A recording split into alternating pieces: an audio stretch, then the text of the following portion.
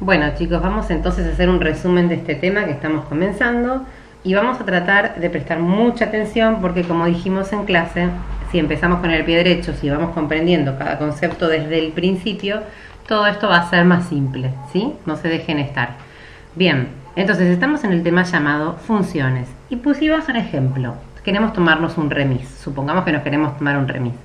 ¿Cuánto pagamos por ese viaje en remis? ¿No es cierto? Entonces seguramente va a surgir la palabra depende, ¿no es cierto? ¿De qué depende? De la cantidad de kilómetros que recorramos. Si yo quiero viajar, no sé, al Tigre, por ejemplo, voy a pagar un costo, y si quiero viajar acá al centro de Ballester, sin duda será menos el costo, ¿no? Será más barato porque es más cerca, son menos kilómetros. Entonces el precio, supongamos que vale 100 pesos el kilómetro, ¿no? El precio de este viaje va a estar dependiendo de la cantidad de kilómetros. Acá hay una relación entonces entre algo que varía, los kilómetros varían, depende de dónde yo vaya, y el precio del viaje depende de la cantidad de kilómetros que yo recorra, ¿sí? Ahora, esta es una situación con kilómetros, relaciona los kilómetros con el dinero, pero en realidad las relaciones, ustedes saben que la matemática es abstracta. En muchos casos le podemos indicar una X y una Y a las variables, a estos valores que se van modificando, porque nos podemos, digamos, nuestro objetivo es querer referirnos a cualquier situación que después será aplicada a las distintas ciencias, ¿no? En este caso estamos hablando de una especie de tema de economía o un tema, sí, que tiene que ver con la economía personal de alguien, ¿no? Decidir si toma o no toma un remis de acuerdo a dónde va. Bien, pero podría ser una cuenta que hable de otra cosa, ¿sí? Entonces, cuando yo quiero generalizar en matemática, ponemos estas letras, que van a ser variables, van a variar, ¿sí? Entonces, ¿qué valores yo le podría dar a esta X? ¿Cuántos kilómetros podría recorrer? Vamos a hacer ejemplos. Supongamos, estos son los diagramas de Venn, simplemente para que los conozcan.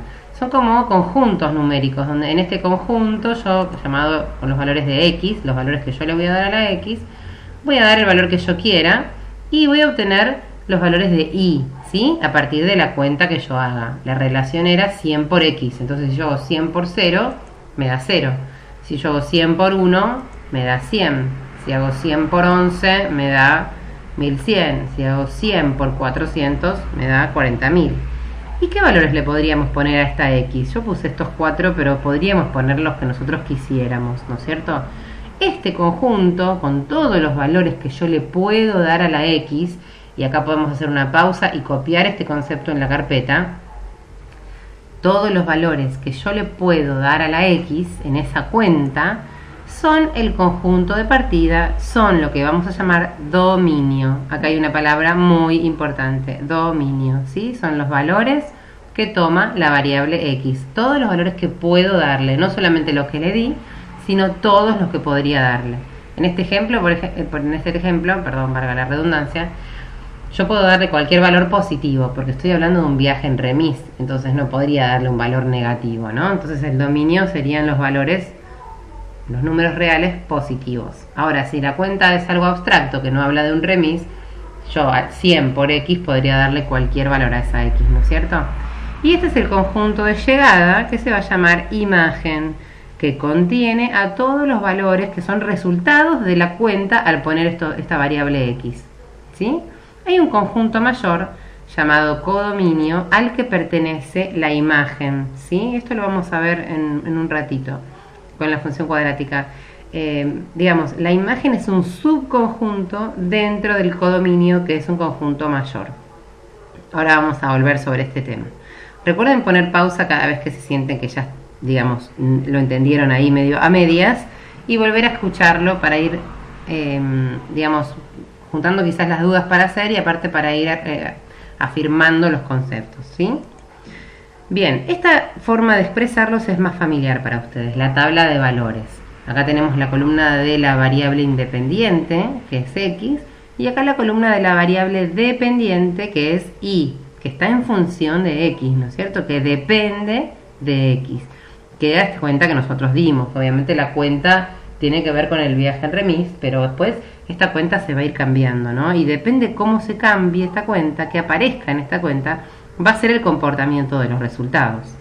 Bien, entonces, Si yo le daba el 0 me da 0, si le daba 1 me da 100 y así con todos los valores. ¿Qué valores le puedo dar a la X? Los que yo quiera, ¿sí? ¿Qué obtenemos con la tabla de valores? Estos pares ordenados, el 0, 0, el 1, 100, el 11, 1100.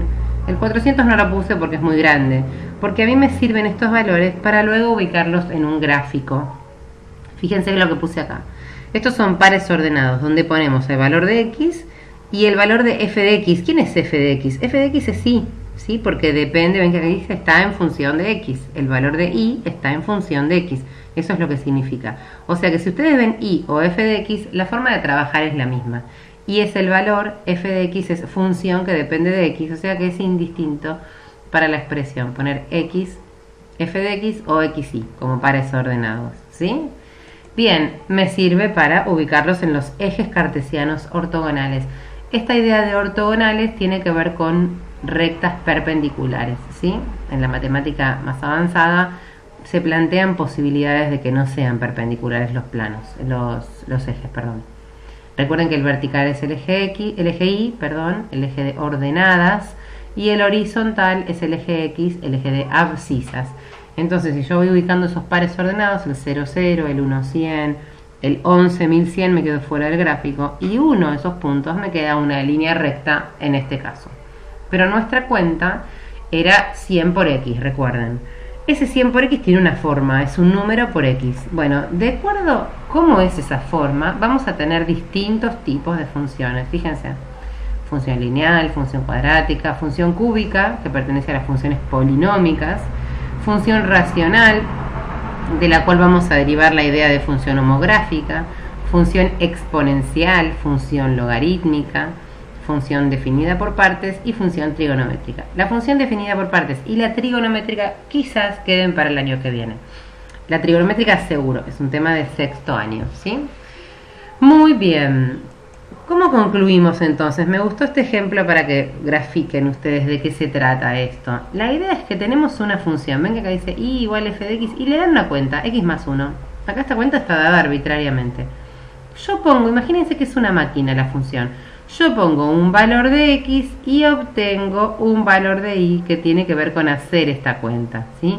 Y así voy obteniendo todos los valores, ¿de acuerdo?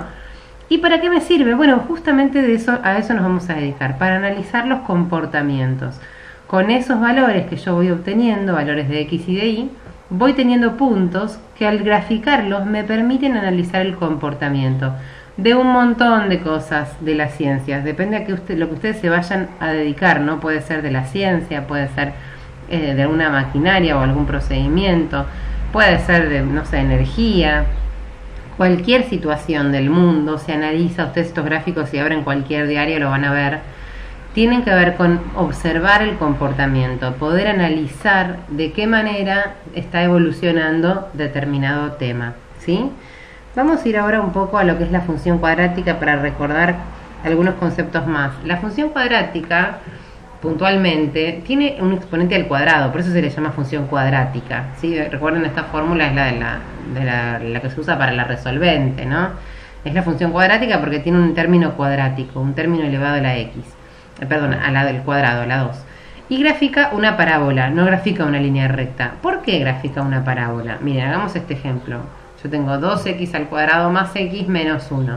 Si yo le voy dando valores a la x, en este caso a mí se me ocurrió darle estos valores, cuando voy haciendo las cuentitas, es decir, reemplazo 1 donde está la x, voy obteniendo los resultados, ¿no? Como esta máquina que estamos hablando.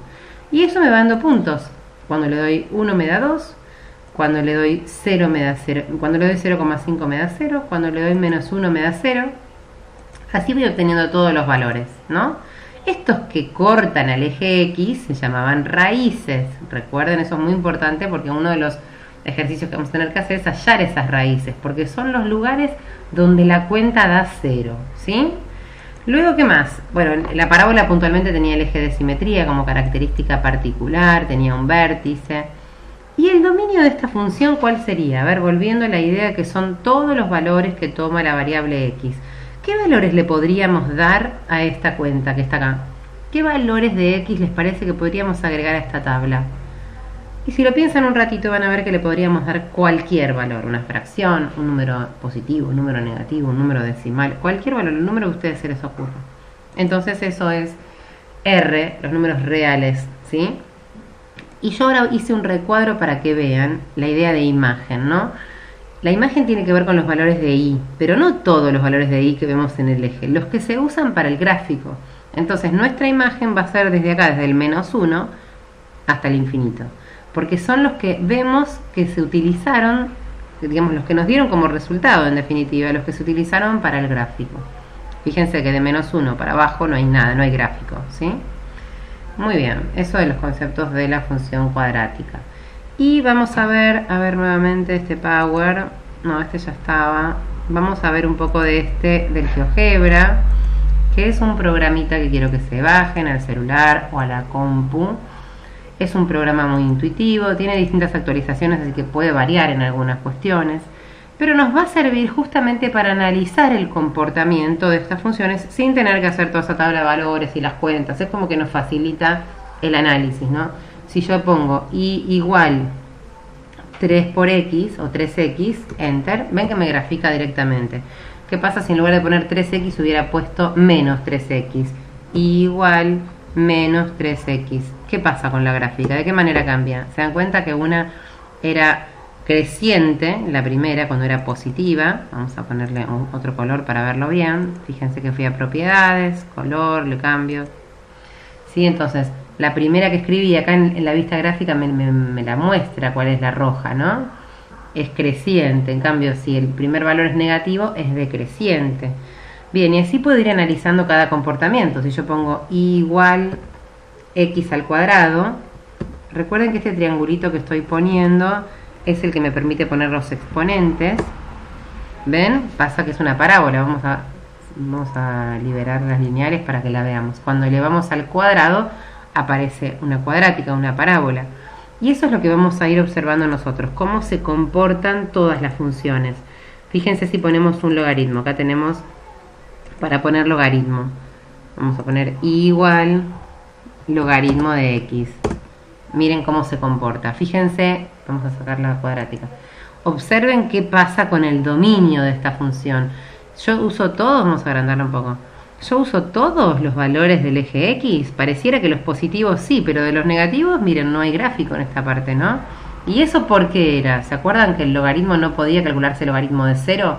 Si ustedes lo ponen en la calculadora les va a dar error, porque no existe como concepto operatorio, ¿no?